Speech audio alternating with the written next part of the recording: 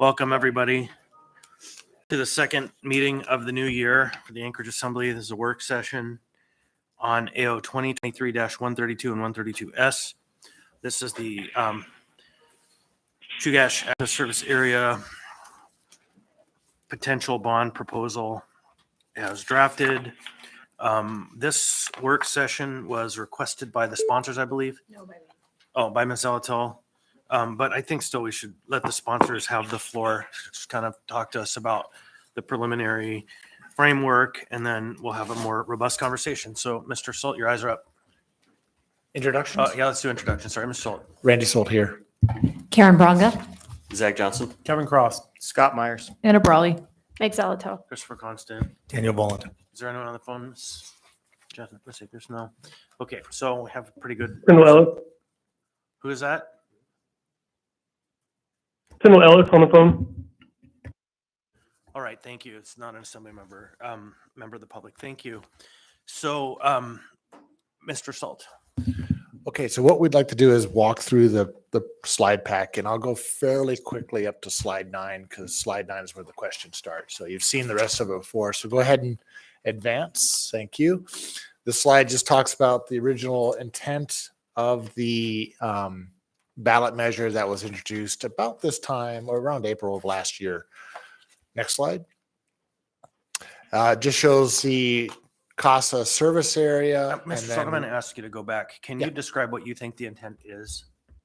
The original intent, as this was introduced by Mr. France, was to provide help or aid for the limited road service areas that were, I guess, getting burdened with increased traffic and wear and tear on the roads and unable to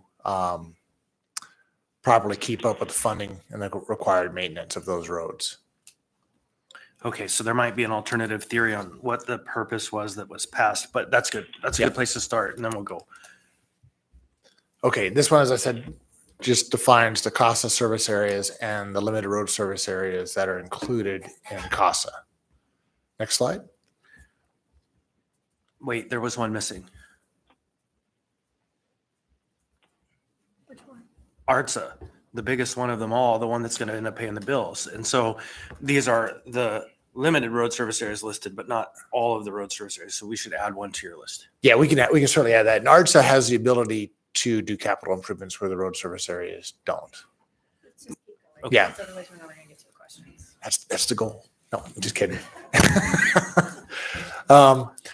Details of 2023-132 requires a major vote by those in CASA as well as area-wide voters that will be funding. No bonds may be spent on municipal maintenance and operations. No bond funds spent in the Chugach State Park. They can with conditions. That's a rather difficult road to go down. We don't have time to get that done prior to this going through. In the future, maybe we could, but we'll talk later on. The easiest way to do it is to have the state match projects on the other side of that line. Bonds bearing at time of sale and retirement rate is anticipated at 2.66 per 100,000 of property value. Next slide. Spending, I kind of already touched on this. This goes into kind of some of the issues of why we can't spend funds within the park boundaries. And we removed one capital project, Canyon Road surfacing and parking, out of that. And again, our goal would be the state would match that would basically complete this project on their own. Next slide. Same thing, except for here are the projects that were left. So we reduced it from an initial 10 million down to 5.9. And I think if we go to the next slide, we'll show the project that was removed. Nope, we'll show some pictures. So Basher Trailhead parking, Sunnyside Trail access, you see all the cars along the side of the roads. We'd want to expand these roads, expand the parking, pave. Again, LRSAs can put down riprap, they cannot pave. So they're kind of stuck into a maintenance cycle by doing that. Next slide. This is flooding on Campbell Airstrip Road. So improvements there to prevent the flooding, again, to improve access to that road. And it's, I think we mentioned last time that some of these LRSAs have like 4 homes on the street, which their budget could handle the traffic of 4 vehicles from those households. they can't handle the hundreds of cars a day that can take a plowed road and make it washboard within a day's time frame on a rainy day. Yeah, go ahead. So this is where there would be a design for straightening out the curve, because in this area on Campbell Airstrip Road, you come really close to Campbell Creek, and in the winter, it floods like this at least a couple times. And it's that off ice or whatever, I don't know how to say it, but so that would be down the road. We would look at designing a fix for this problem. Perfect, thanks. Next slide. Okay, so we're into questions. So number one question, what is the overall plan for this bond? Should we be telling voters this is an every year bond? And if so, at how much and for how many years? So go ahead, next slide. So I'll just read this. We envision projects that meet the definition of CASA would be worked through the CIP or CIB process. We're kind of going outside that process by introducing this way instead of coming through there. CASA provides an area for funding those projects in the future. We do not expect the need to continue every year. I think this is kind of a one-time, or not a one-time, but a narrow focus. Once the improvements are made, the project list should get fairly small. And again, CIP, CIB should be able to take over. The original request was around 10 million. And as we heard in the last work session, that was the 10 million of projects we got from the road service areas.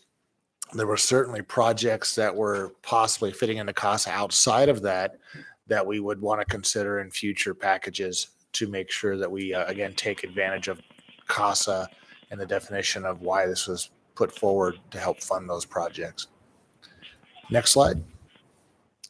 Projects that have been deferred or removed from the bond proposal. We already kind of talked about this. Repaving of Upper O'Malley, rehabilitation, that are in. Rehabilitation of Campbell Airstrip, and resurfacing of Upper DeArmond. That was removed. Okay, those are removed. That's right. Yeah, the project list that are in the proposal are the Sunnyside Trail access improvements, Basher Trailhead parking improvements, Campbell Airstrip, and improvements for McHugh Peak Trailhead. Next slide. Question 2, what projects are shovel ready for construction in 2024? Go ahead and go to the next slide. Many of these projects are shovel ready, so we did remove the ones that were not. So a lot of these just take the existing road and put asphalt over it, or upgrades or widening to it. The ones that are not ready will require some engineering work. Our Sunnyside Trail access, Basher Trailhead overflow improvement project. But our understanding of this is pretty minimal, talking to the road service areas who have been working these projects already. Next slide. Question 3, why should CASA be different or be prioritized over ARDSA projects? What is the vision for the intersection of CASA and the CIP? So really it's a competing endeavor. So ARDSA would not spend money in these areas, so it doesn't compete in that way. We can't spend those funds outside of ARDSA. So we'd have to wait for other funding mechanisms, and this creates that funding mechanism by building a separate service area that we can then bond for. Next slide. Okay, ultimately CIB should be combined, leaving CASA as a potential bonding mechanism for projects meeting the criteria. Question 4, why should ARDSA voters want to pay for CASA projects? Next slide. Again, the concept is to spread, and I kind of described this, to spread out the burden for accessing State Park through these roads that are maintained by these entities. It unfairly burdens them with all this additional traffic trying to access to parks, when really when the park access was built, this should have been thought of and handled at that time. And what's a road service area expected to do? Limit access to the road? They can't afford to maintain it. They can't afford to keep it in condition for all the traffic that comes through.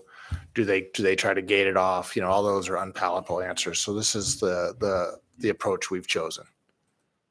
And I think that's it. Yep. All right, so Yeah. I anticipate this is going to be a spicy conversation. I have right now at least 3 people in the queue: Masalatel, Mr. Ball, and myself. Masalatel. Thanks. Can we roll back on the questions? Because I have follow-up questions to the questions. And particularly, back, please. One more. Right. Okay. So let's start with shovel ready. So I see in the AM, Sunnyside Trail, which is, I think of as a Canyon Road project. That's fine. The Basher one says a design package and construction. So there's still a design part to that one. And Campbell Airstrip is for engineering, permitting, and soils investigation. So those aren't shovel ready. Those are in a kind of a phase. I guess let me back up. So this is the lens I'm using to evaluate this. Both AMATs and our ARTSA projects are typically done in a very prescribed manner. That manner is a design phase and then a construction phase. That construction phase is often broken up into multiple phases because of bonding limitations. And just for reference, the ARTSA bond this year at $47 million are projects that pretty much have been in the works for a number of years, some decades. And the only kind of unallocated ARTSA road and drainage rehabilitation funding on an annual basis is $2 million to take care of issues. And so what I'm trying to reconcile here is, where does the CASA bond fit in the overall bonding capacity of the municipality? We usually try to retire as much debt as we are bringing on, right? That don't delay the opportunity for folks who've been in the queue for ARTSA, because limited road service areas do not contribute to ARTSA, but they still use our library. They still drive to City Hall. They still go to Costco. They're still using those roads. So I'm trying to figure out a way to balance these two competing interests in some way. And one of those things that I'm really missing is, where's the capital improvement program for CASA for the next 6 years, so that I know what the overall intent for CASA is. So I can go talk to my constituents who all live in ARTSA and say, hey, I've been waiting for this road project over here, right? University area is just getting a road project this year that's been a decade in the making, and it floods. It looks like that Campbell Road every year. Basements get flooded. And so how do I tell them, you've had to wait a decade, but this is jumping to now? So is there a 6-year CIP for this? So, thank you. So there's not a 6-year CIP for this. So these are kind of one-off, one-time projects. And I don't think, we're not authorizing them. We're putting this in front of the voters to authorize. But yes, and the idea though is that amount, right? We go talk to voters about the overall amount we're going to bond for road projects. We usually talk about the amount we're retiring and the amount we're bonding for in the next year. Yep. So this is to answer that. This is something that kind of like the one we just heard on the Portland Lou is, and I know the administration, maybe others aren't thrilled about, we're going outside the process. This is an addition to Okay, that. so this That's- is one time. This is only going to happen one time. We're not going to have another CASA bond. You could have other cost bonds if other projects, so we've already taken off the Upper DeArmond project. So at some point that would come forward either through CASA or through the normal process. How does it come? Well, this is, yes, you got to the crux of it right Yeah. there, the normal process. So how can these not go through the normal process? Because Canyon Road could be a fire safety, life safety road, and we already have a mechanism for that. So this is the crux of where I'm at, because I don't know after this year, is there an intention in 2025 to bring another CASA bond? Because I'm not comfortable with that. I would be comfortable with the projects I put forward in the S. The idea here is, if there's an intention to bond in 2025, I want to reduce the amount of it. Or if we want to do a school district approach, and we can't hold the future assembly to that, but we can make a commitment amongst the members that are here today that we're going to bond every other year, or not going to bond again until there's a full 6-year CIP. then I could be more comfortable. But right now, I can't slot an unknown future bonding into a set of projects that are highly competitive in a CIP within ARTSA. Go.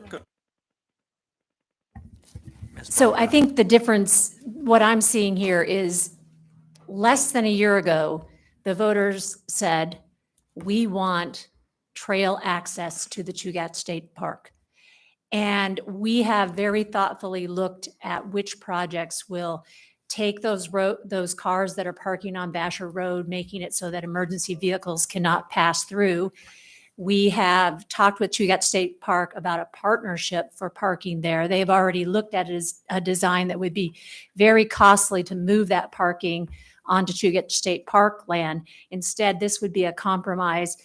So we're looking for right away, if we widen Canyon Road, we help to make it possible for Chugach State Park to put their parking in. And it's just so $10 million is what the voters said. We're willing to pay to get access to our parks. And so that's why we're jumping ahead with these projects. And we carved it down from the possible 10 million to projects that we felt could right away ease problems for parking. So 2 quick follow-ups. Where did the $10 million figure, because that's never gone before voters? And then how was non-LRSA engagement done? Because that's one of my concerns too. I didn't see CASA advocates coming to Midtown areas, community councils to talk with them about where their priorities within CASA lie. These are LRSA projects that are basically being pushed into a CASA bond. And some of them have been, would like to have halves for a long time. They just don't have the funding mechanism. And so to me, that's part of it. There hasn't been engagement with the whole community about what projects it wants. It's been with the LRSAs that are set to benefit from it. Okay, so there are a number of questions. Mr. Johnson, briefly. Yeah, I think just to answer a few of the questions been raised, just real quickly, it was a question about why some of these they're not shovel ready. There's design work that needs to be done. We need a mechanism to pay for that design work, right? And one does not exist outside of this. So I don't think there's a way currently that we could pay to do that work, so then we could get them to be shovel ready for those that do require a little bit more there. And then on the point that, yeah, there are people who live outside the ARTSA who use roads and services within the ARTSA, but it goes both ways, right? I mean, there's lots of people who live in the ARTSA and take advantage of Chugach State Park. I mean, a lot of us do it. It's a lot of us. That's the reason we're here. So I get there's a tension. Certainly, I think if I was designing a city today, I don't think I would do it that way, but that's where we are. And the idea of the CASA concept, which again, as was pointed out, was widely supported by voters, is everyone in Anchorage really benefits from being able to easily get at Chugach State Park. And so how do we make that easier? How do we improve the roads and the parking areas around the trailheads? And so I think that's the intent that we're trying to meet here. Now, could we see future projects? Sure. I mean, similarly, we talked about like, let's, fund a bond for some public restrooms. Maybe if it works well, we put forward another proposition in a year or two saying, let's buy more of these because it works out great. I think it's a similar idea, what we're trying to achieve here with CASA. And we tailored it down from the initial proposal because we wanted to come up with a number that we thought struck the right balance, hopefully, with voters in terms of enough that we will see meaningful improvement, but not just shooting for the stars and asking for everything that could conceivably be included. And finally, in terms of the engagement, we did have a work session on this, and there were some comments from the membership about what they thought would make it be better. And some of that was incorporated. In fact, we took, whereas before a larger portion was going just towards road improvements, we dialed that back some to try and actually put more towards trailhead and parking because we felt like maybe that would have made for a better mix.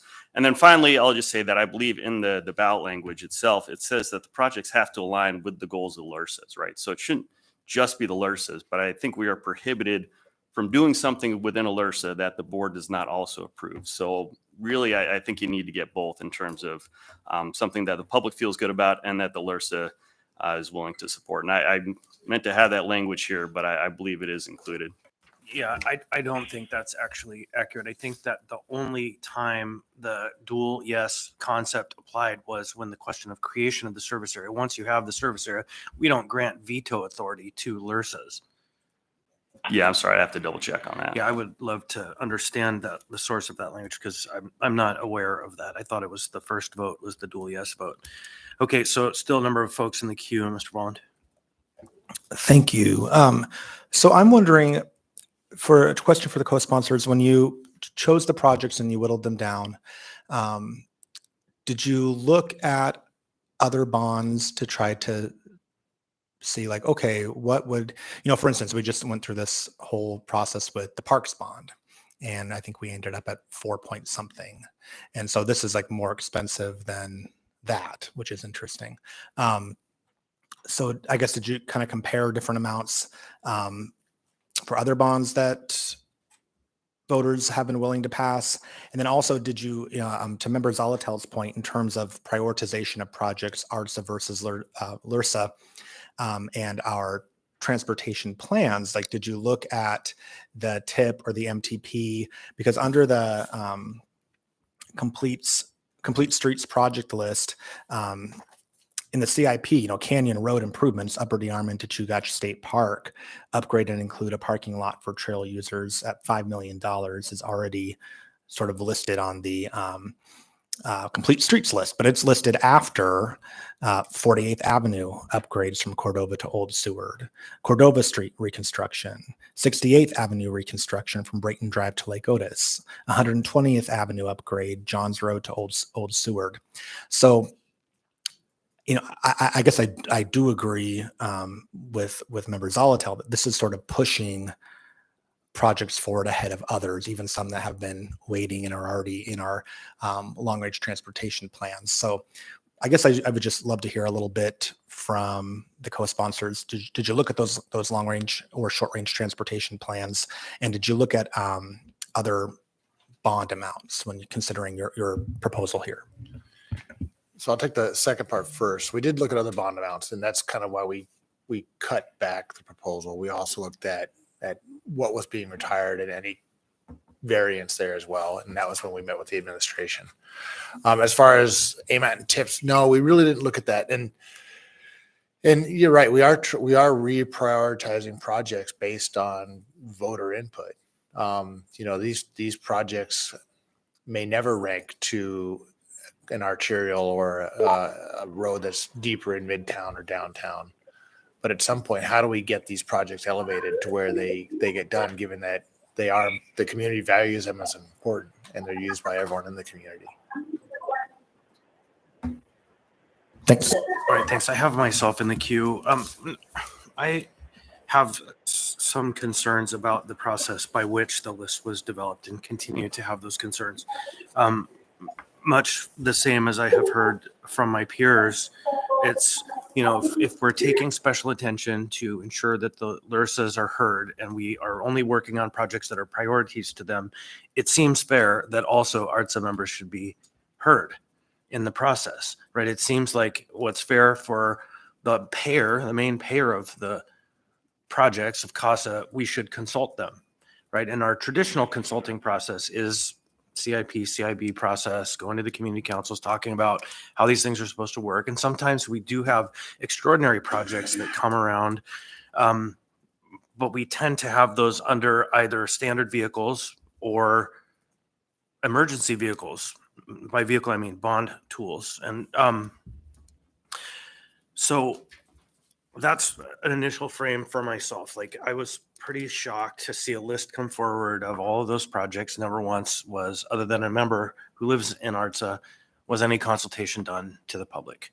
So that's like my number one challenge with this right now. It's not insurmountable, but it's real. My theory on the original intent wasn't that it's to help aid LRSAs to upkeep and maintain their roads.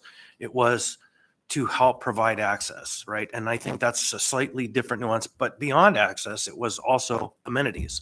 We had a long conversation about amenities and improvements that make it more useful for those of us who don't live up there to be up there. So that was for me, the second disconnect was first, we didn't hear from LURSA's or ARTSA. Second, everything was a road project that LURSA wanted, but it was on their dream list and couldn't afford because it's bigger than their budget. So those two tensions are working, challenging me on this question. So then, like Ms. Zalatil said, the flooding on Campbell Airstrip Road. Campbell Airstrip Road does not service an area with 4 property owners. It services an area with hundreds of residents, maybe more than 1,000 up there. So it's a substantial residential area. And that flooding, to me, is not a tool of access to the Chugach State Park for the broader community. It's a daily issue for people who need access all winter long, which argues that that project specifically should be under the life safety bond. That is an area-wide expense, right? Because that's an emergency situation when it comes up in or out of that neighborhood. It's really the primary risk of the people who live there. And so I think that that specific project should aggressively go down the road of that emergency bond that the voters allowed some 4 years ago, 5 years ago, that we've only applied for once. Now, I know your members, and it's not your new members, even not within your experience that exists in the administration, doesn't really favor bonding in general. And so it wasn't handed to you. But that project particularly fits, in my opinion, more squarely in the life safety. And then that's picked up by everyone in the municipality from Girdwood to Eagle River and beyond. It's more fair. So then I have the question, can we actually pay for design through a bond? I thought we couldn't. I thought we were limited on design expenditures in the bonding. But bond council said yes, so I don't know. Maybe, can we pay for design through bonds? I thought we had to buy something that was sellable. Thanks for coming up.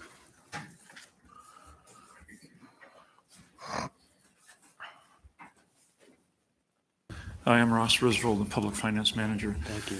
Thank you, Mr. Constant. What is, could you reframe the question for me? Yeah, please? just one or two of these projects is to pay for preliminary design of a capital improvement, a road improvement. And so I thought that we were restricted in bonds from paying for design. Thank you for that, Mr. Constant. As long as we capitalize the expenses related to a capital project at the beginning of the project, those expenses, as far as bond counsel is concerned, are capitalizable. If we capitalize them, then they can be financed with bonds. Thank you. That's different information than I've received before. And I appreciate that new information. It will come in handy. Thank you. Finally, this argument that the voters provided the authorization to do this last year, therefore we must run to get the job done.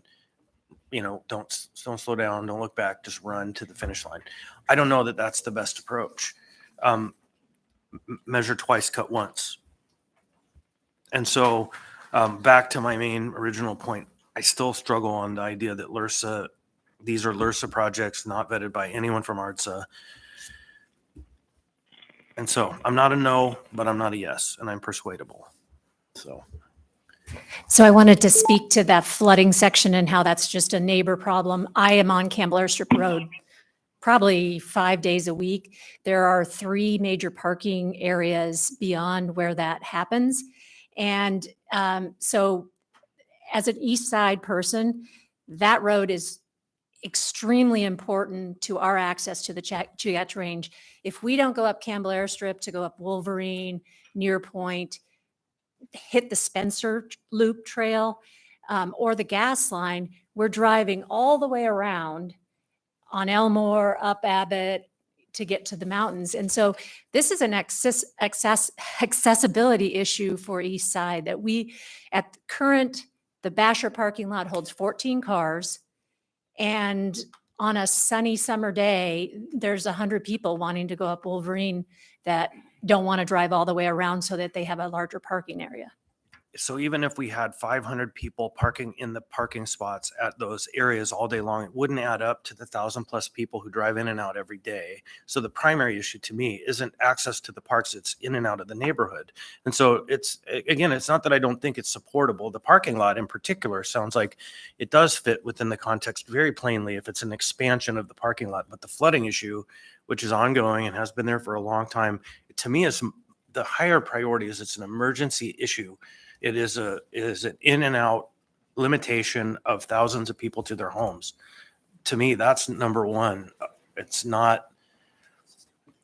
So anyhow, it's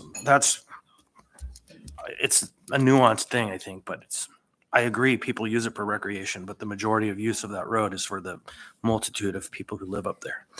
Miss Brawley. Yeah, thank you.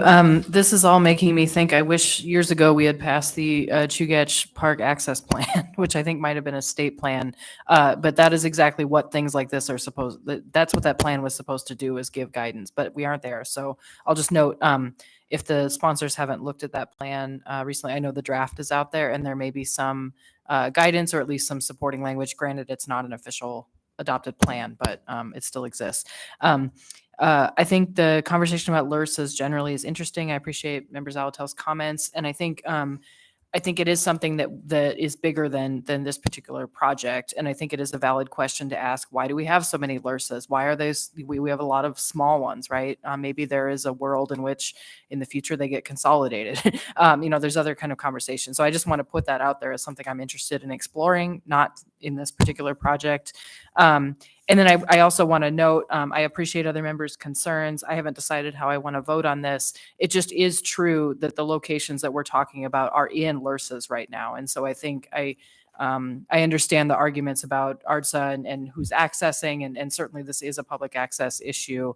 But I just want to note that no matter what, these are going to get built within LRSA boundaries just because of where they are. So that's on my mind as well. I guess my question was following up. I appreciate that you guys had talked to the state about their projects. I understand we can't build within the park, and our job is not to give park facilities. I also wondered that since we're talking about Campbell Airstrip Road, if BLM is involved, because I can't remember exactly the land ownership, but there's BLM land as well, and some of the access could be to those facilities too. Anyway, so I just wondered kind of what those other discussions have been, and if there's any opportunity for partnership or potential state capital allocations, matching funds for these projects. Just kind of, I'm just curious about that conversation. I don't know about Basher, but I know that February of this 2023, Chugach State Park, Anchorage Parks and Recreation, Chugach Electric, Basher Community Council, and the Basher Local Road Service Area were out at that parking on Basher looking for solutions. And we do have a representative from State Parks who may know if there was any other conversation with BLM. Okay. So briefly, I have myself in the queue. From a technical perspective, we actually can fund on the state parks land if we have the state's agreement, but not through a bond. We would have to initiate a special tax levy. And so the limitation is only for the purpose of this vehicle.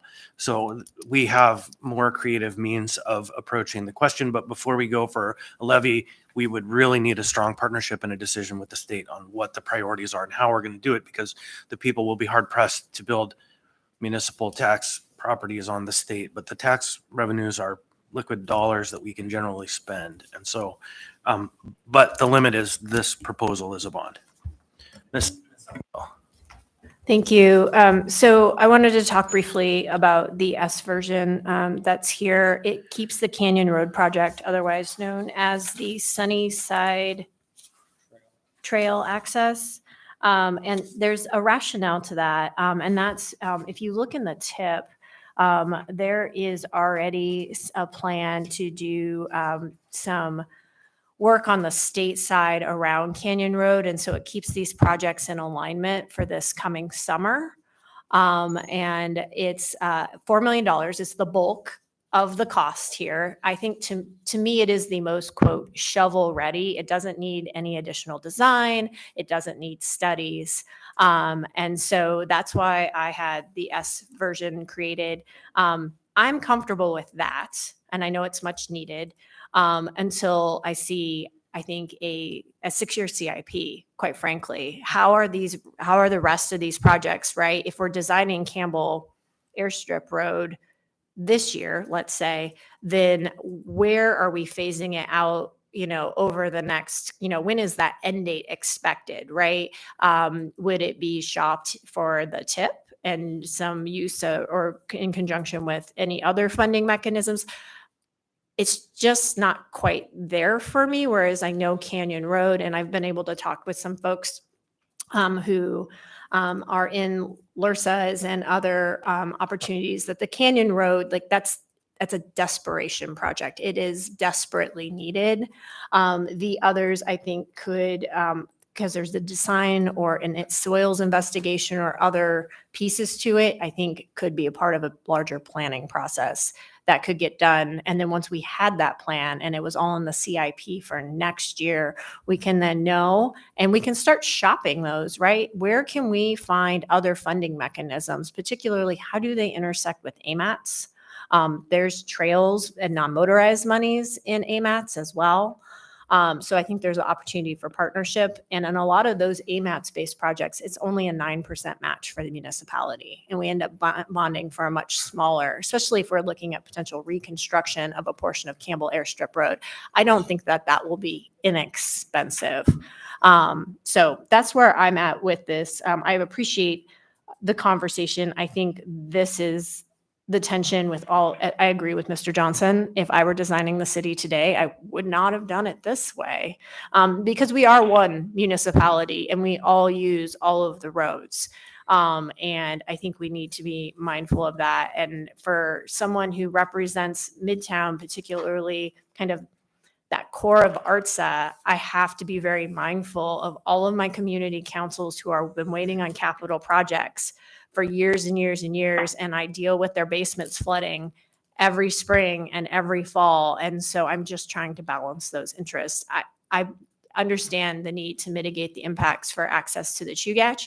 I also need to make sure there's adequate things to mitigate the impacts to my constituents' private property and the flooding and their quality of life on a day-to-day basis. Thank you. Ms. Branca? You asked earlier where the 10 million came from. I was scratching my head if I made it up, but I'm reading here that, up to 10 million, not to exceed $10 million from Anchorage to pay for costs for Chugach access capital improvements. And I feel like this solidly passed the voters. They said we want access, and they said they were willing to go not to exceed that amount. We're going below that amount to create ways for them to get parking, drive safely to the trailheads. Yeah, she was responding to you. So the not to exceed 10 million, that was in the original ballot language or where was it? Where is the not to exceed 10 million language? Because if we put not to exceed 10 million in front of voters, my worry is, did we say not to exceed 10 million for the service area hard stop? Or annually? Like, there's no context for that. So it was an AO 2023-59, but it's not in the bond lang. I don't have that verification which language was actually on the ballot. What I have here on the phone says 10 million. What I have in front of me, which is signed, does not have 10 million. And the relevant part I want to read out of this is projects could include road and parking improvements, park access, and parking access supporting amenities. Okay. That's the guidance we were following, but I don't see the 10 million in this. Okay, and I see it in a work session description from back when when you guys originally, the question issuance of not to exceed $10 million. Which ordinance? But that's the ordinance for this bond. It's not for the approval of the service area. it's not in the language of, it was in the wording for that one, at least in some of the versions. I don't know if I see it in this one, but it's not Okay. in the ballot language. Okay, so see the attorneys diligently looking. So at some point, we'll hear a report back, hopefully from legal, that says what the $10 million is or isn't. Mr. Gates. As I understood it, the 10 million originally was just a placeholder number, and this was initially introduced, I think it was June or July, and the purpose was to get it before the body. And as the sponsors went down and looked at specific projects, that was just the starting point number that was sort of a ballpark spitball number. So that wasn't in the initial tax, or excuse me, the initial service area creation. It's not a boundary that's in the law, right? I'm sorry, the 10 million related to the initial creation, no, that wasn't there. Right. So it's not a $10 million. That was just the number chosen by the sponsors. Yeah. And also, Ms. Zalatal, you had some language that you pulled up relating to the question of consultation. Yeah, I got rid of it. But So if you'll pull that up and be ready for that, Mr. Volland. Thank you, Mr. Chair. Yeah, I guess I don't want to belabor this, but I would echo a couple points that Ms. Zalatel made as the co-sponsor of the S version here. It is not that I don't believe that all of these projects are worthy. I think they are, and they're needed. But it is that matter of how are they being prioritized and when. And when I consider in my district, we still have unpaved alleys in Fairview and Mountain View, right? So the other interesting thing that I don't think has been said here is I believe that the state does have some plans to put in a parking lot at the end of Canyon Road, that there's plans for that. And so for me, that project, even though it's one of the largest in terms of dollar amounts, makes some of the most sense in terms of timing, right? I will say on the Basher trailhead, I had like one of the most amazing adventure days when I went backcountry ice skating. We did the Willowall Lakes Trail. We dropped a car at Basher and then a car at Glen Alps. And we skated Black Lake, Walrus Lake, Long Lake by moonlight. It was amazing. But one of the issues there, I will just highlight on the Basher trailhead, is that some of the property owners on the side of the street, they put little rocks out so people won't park there, and it's actually not their property. It's in the right of way. And so I think that is something that needs to continually be addressed through code enforcement, because there could be a little bit more on-street parking there if those homeowners aren't doing that. But that's not true. Okay. Excuse me, that's out of order. Yeah, thank you. Moving on, what I would just like to see is that a member of the public? Can we mute them? Thank you. What I would like to see is sort of that plan, because I could see where there's a queue where, this year we're tackling this project. Next year, we're going to plan for this project. We did that when we recently did the bond for the parks, where we programmed the ice chalet at Cuddy Park for 2025 instead of 2024. So to queue all of these projects up, I think they're all important. I just want to make sure, again, that we are, like Member Zalatel said, looking at some of our other funding sources, looking at how we can plan these things in advance, and looking at how we can, if through a lens of equity, prioritize them along with arts projects. So I'm going to go ahead and read just briefly this language that is in the actual voter approved language.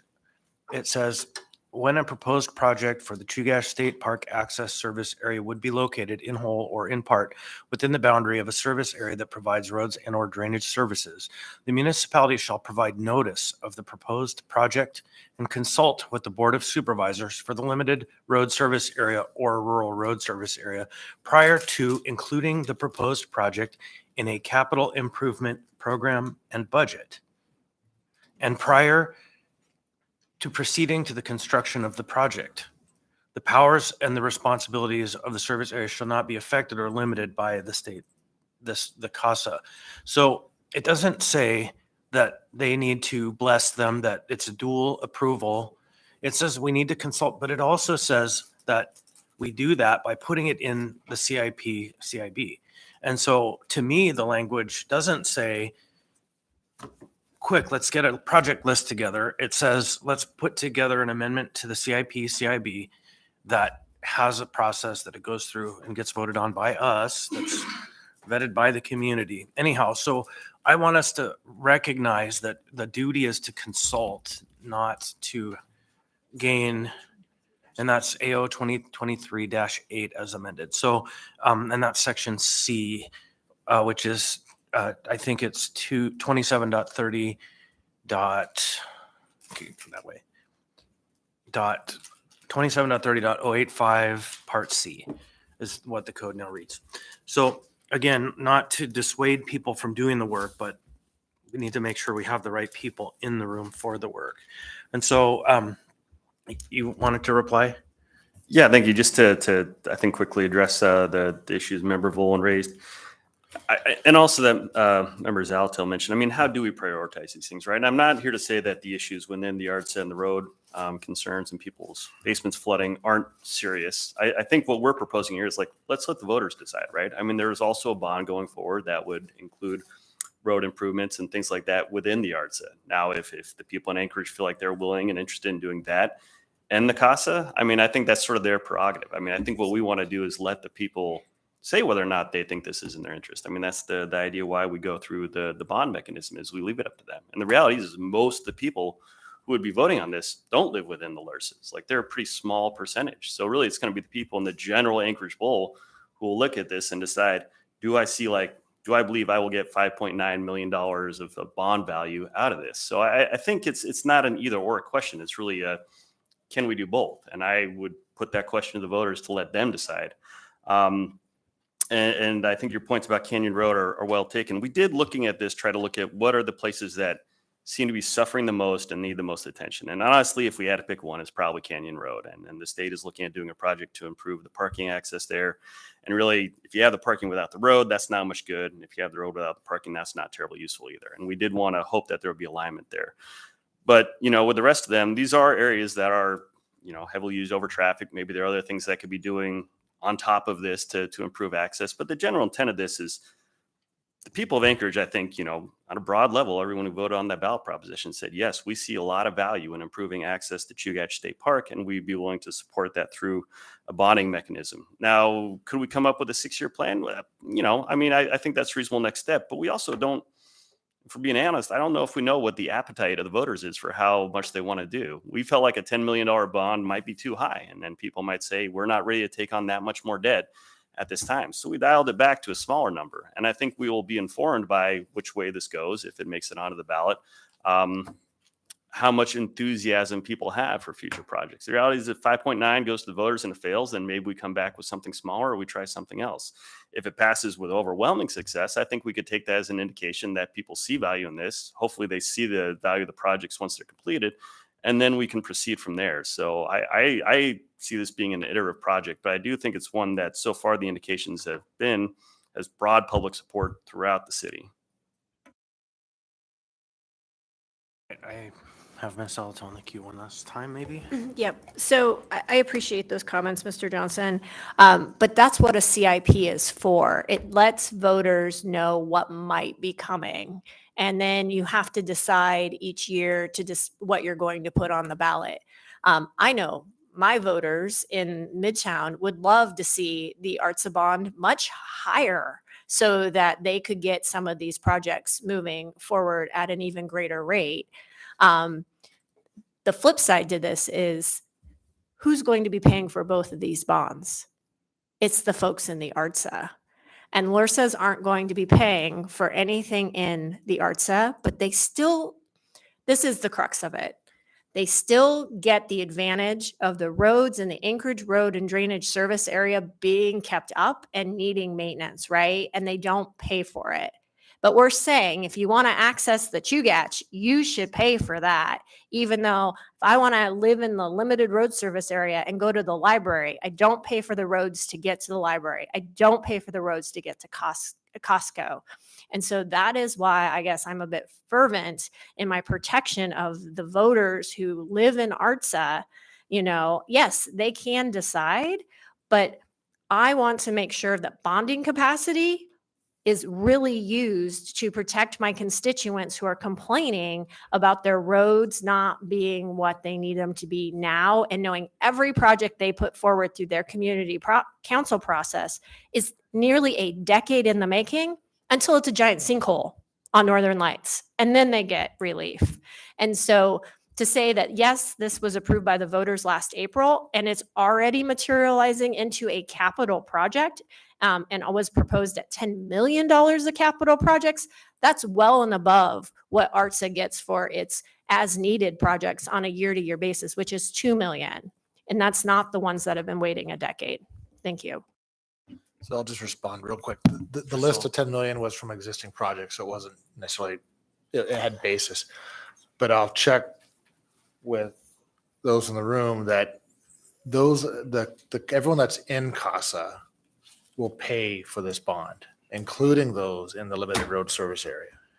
Right, but So- we already heard pretty substantial commentary that in some of those areas, it's for people who, 200,000 will be paying for their roads versus their slice, their, ad valorem slice of that.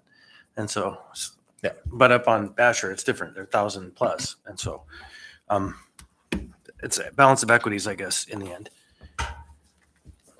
Ms. Braga.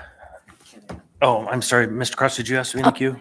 Yeah, I just had a question. So it's only $5 to park at most of our state parks. It's cheap. I mean, for a 24-hour pass. And they just tried So- to raise it pretty substantially for the annual. Well, but that's they so cut I was back on curious that. about what that mechanism would look like for us to increase that to, I wouldn't even mind like $10, but even if it's That's the 750 or state. whatever, could we take that and apply it towards the road service area and say that's designated towards, what would that look That's like? the state. That way it's a cost causer, cost payer kind of.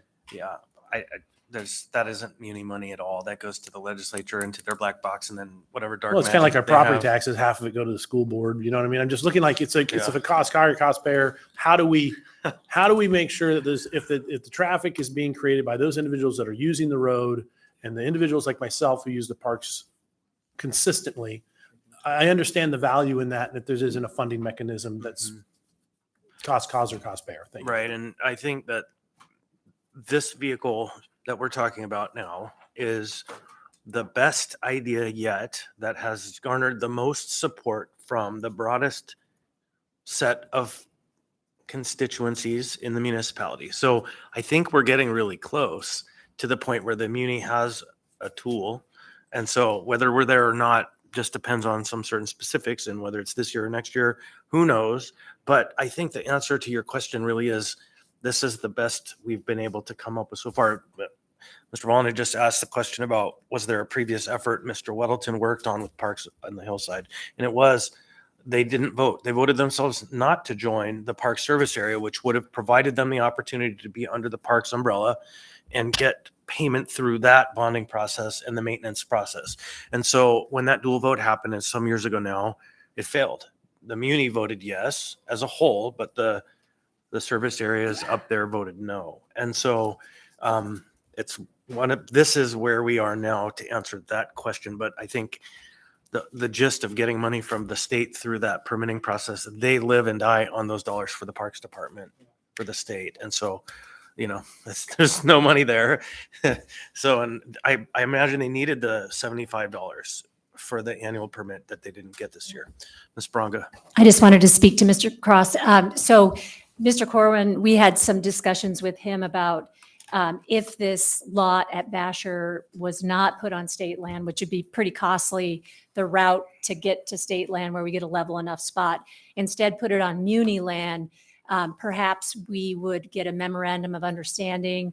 They would maintain and they would put the pay kiosk to help with maintenance, which would be a pretty unique partnership, and be a partnership like the parking at the end of Canyon Road, and we do the road service. So I was excited about that possibility. We're just really fortunate that at least in Eagle River Road going back to the nature center is a state road, so they maintain that. But if it cut through neighborhoods, it's a tremendous amount of traffic, and I can just imagine my neighborhood and everybody that lives back there would have the same grave concerns. Thank you. Well, it does raise the question, and we're getting to the end, about how, like in Matsu, they have borough parks permits for, say, for the Butte.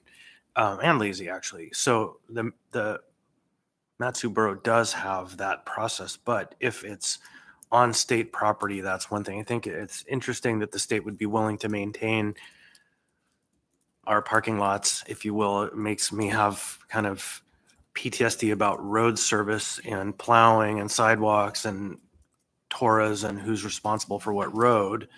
But it can be done, and it's way easier in the park because it would be very limited. We're not talking about 1,000 miles, but with that in mind, there could be alternative thinking about access to parks and payer cost cause or cost payer in the future, but I think it's very separate from where we are today. So spicy conversation. I promised to be from the beginning. I appreciate everybody's input. There's an S and a regular version. This conversation has been ongoing for a year. Can I mention about the S because it hasn't been distributed? Sure. So the S version, I'll ask council to distribute it as a courtesy copy. Bond council has prepared it, and then it'll be laid on the table Tuesday night because we wanted to present it first here at the work session. Thank you. So there's one last item I want to talk about. It's connected, but not. It's more broad.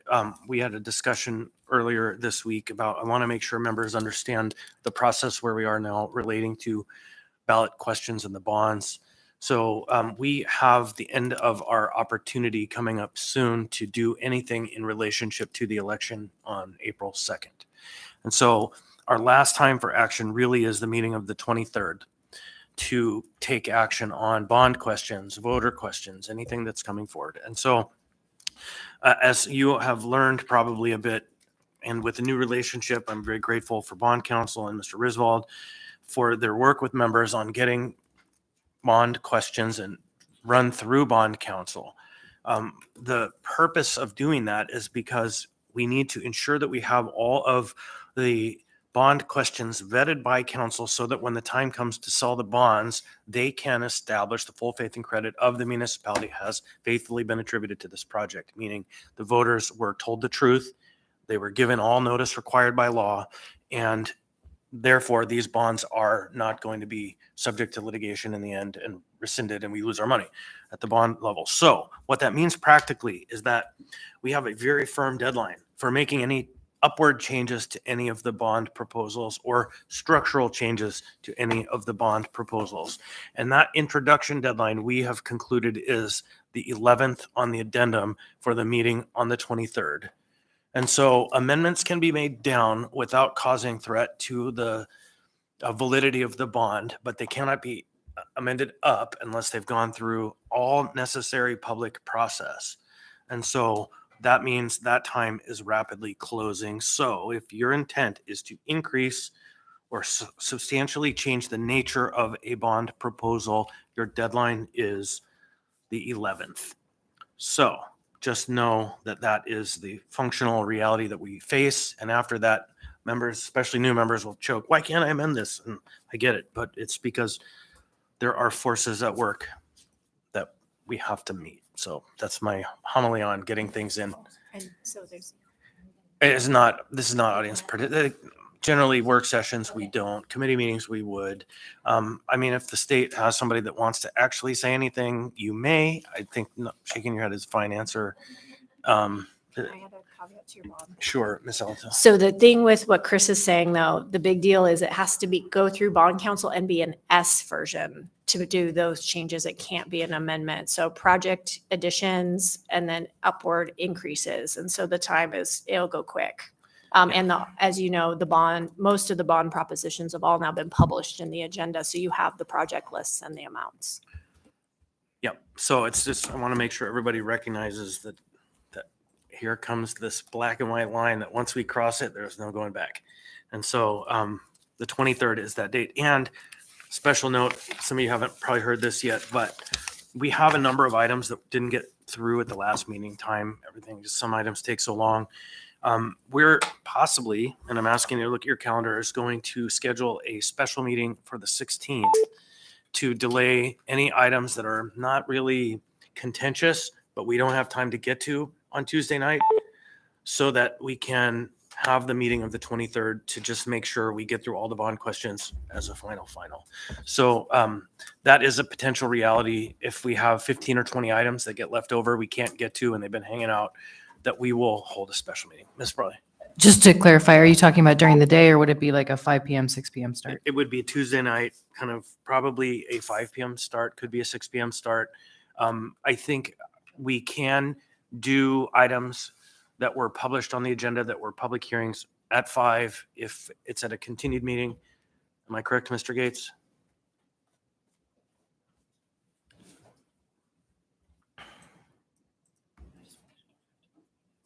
You might. No. Oh, no. it'll be- You could do that at 5 p.m. Yeah, thank you. So, but it's not the desired goal. It's not a target. It's a ceiling, but the Dunbar principle is in effect. If we need it, we will, I'm letting you know now that that's a thing because we can't run over time on the 23rd. So, all right, if there's nothing else, then I will stand as adjourned.